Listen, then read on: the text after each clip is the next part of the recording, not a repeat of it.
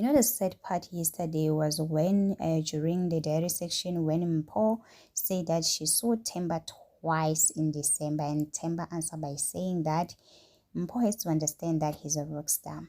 Mpho and Themba's relationship does not look healthy and glamorous as it was displayed to us from Instagram. Themba seems like those guys who would just give you a headache. He was not there when Mpho moved to the new place, and he only saw her twice in December. Just imagine. Now that I'm a big person, you need to understand. I'm a famous, you need to understand. Mpho deserves better than this young man called Themba. However, by the end of the day, we cannot choose for him. I don't think Themba is a husband material. Mara meter. I think she should have waited at least for 2 years. By the end of the day, it is what it is. No one is perfect.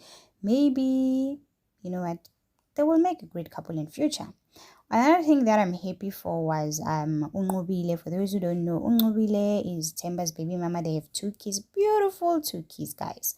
And Unqobile supported Themba for 9 years while he was broke, cheating on her.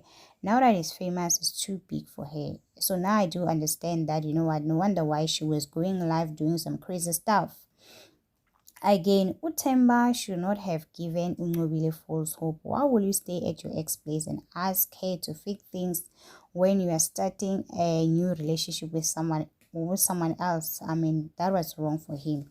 You could have just told her that, you know what, I don't want you.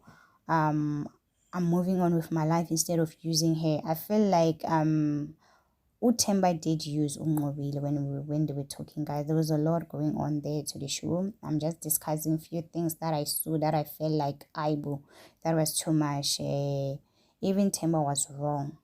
Although yes, Unqobile still felt like she's entitled for everything, but then she has to move on with her life at the end of the day. Themba now has a woman that he is in love with, which is important.